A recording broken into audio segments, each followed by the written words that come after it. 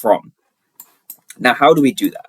So one thing that I look for is previous day lows and previous day highs. So we're going to start off by looking at this low over here. So this was the low from Wednesday the 4th. So Wednesday the 4th, we had a 15-minute fair value gap just over here. So this is how the market works. The market will create these fair value gaps, or the market will create these key levels in and around previous day lows and previous day highs.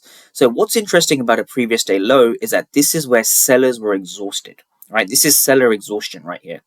So if we just take this zone over to the right, we can start to see how the market interacts pretty accurately with these zones, right? So this zone was created. This is now a 15-minute zone, right? So this is not on the 4-hour.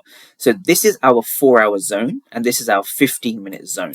So what we want to understand here is we've had a change in the market structure over here, internal change. We can use the order flow to confirm what's going on here. And then we have this previous supply zone flipping to demand. And so this is how I find my daily bias, right? My daily bias doesn't come from the 4-hour.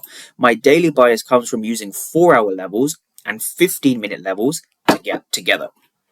So think about it this way. The core problem that I see traders face is that they don't have their direction down, or they struggle to find reversals or continuation. So this is how I would do it personally, right? So if I was looking at NASDAQ now, right, NASDAQ we can see is pretty close to the equilibrium, meaning this is premium, this is discount. We want to be buying in discount and we want to be selling in premium.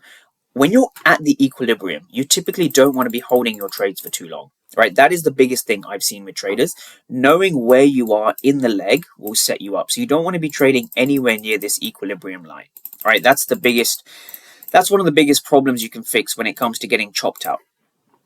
So how would I approach NASDAQ in terms of daily bias? So what I can see here again is we